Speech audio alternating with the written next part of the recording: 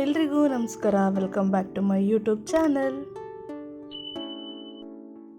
ನಾನಿವತ್ತು ಹೇಳ್ತಾ ಇರೋ ಟಾಪಿಕ್ ಬಂದು ರಾಗಿ ಬಗ್ಗೆ.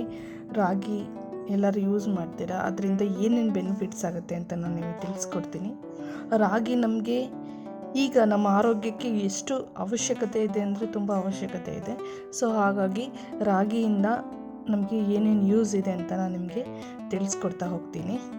ಹಾಗೆ ರಾಗಿಯಿಂದ ನಾವು ಏನೆಲ್ಲ ಡಿಶಸ್ನ ಪ್ರಿಪೇರ್ ಮಾಡ್ಬೋದು ಅನ್ನೋದು ಕೂಡ ತಿಳಿಸ್ಕೊಡ್ತೀನಿ. ರಾಗಿಯಿಂದ ರಾಗಿ ಮುದ್ದೆನ ಮಾಡ್ಬೋದು, ಹಾಗೆ ರಾಗಿ ದೋಸೆ ಕೂಡ ಮಾಡ್ಬೋದು. ಅದೇ ರೀತಿಯಾಗಿ ರಾಗಿ ರೊಟ್ಟಿನ ಮಾಡ್ಬೋದು, ಹಾಗೆ ರಾಗಿ ಇಡ್ಲಿನ ಕೂಡ ಮಾಡ್ಬೋದು. ಈ ರೀತಿ ಹಲವಾರು ವೆರೈಟೀಸ್ನ ನಾವು ರಾಗಿಯಲ್ಲಿ ಮಾಡ್ಬೋದು. ರಾಗಿ ನಮ್ಮ ದೇಹಕ್ಕೆ ಎಷ್ಟು ಮುಖ್ಯ ಅನ್ನೋದು ನಾನು ತಿಳಿಸ್ತೀನಿ. ರಾಗಿಯಿಂದ ಕ್ಯಾನ್ಸರ್ನ ನಾವು ತಡೆಗಟ್ಬೋದು. ಹಾಗೆ ನಮಗೆ ತುಂಬಾ ಸ್ಟ್ರೆಂತ್ ಇರುತ್ತೆ ಬಾಡಿಗೆ ರಾಗಿ ತಿನ್ನೋದ್ರಿಂದ. ನಂತರ ಹಾರ್ಟ್ ಅಟ್ಯಾಕ್ ಬರೋದು ಕೂಡ ತುಂಬಾ ಕಡಿಮೆ ಆಗುತ್ತೆ. ಹಾಗೆ ನಮ್ಮ ಬ್ಲಡ್ ಪ್ರೆಷರ್ನ ಅದು ಕಂಟ್ರೋಲ್ ಮಾಡುತ್ತೆ. ಡಯಾಬಿಟಿಕ್ ಪೇಷಂಟ್ಗೆ ತುಂಬ ಒಳ್ಳೆಯದು. ಹಾಗೆ ಇದು ಬೋನ್ಸ್ಗೂ ಕೂಡ ತುಂಬಾ ಸ್ಟ್ರೆಂತ್ನ ಕೊಡುತ್ತೆ. ಹಾಗೆ ಏರ್ ಗ್ರೋತ್ ಮಾಡುತ್ತೆ, ಏರ್ ಥಿಕ್ನೆಸ್ನ ಮೇಂಟೈನ್ ಮಾಡುತ್ತೆ.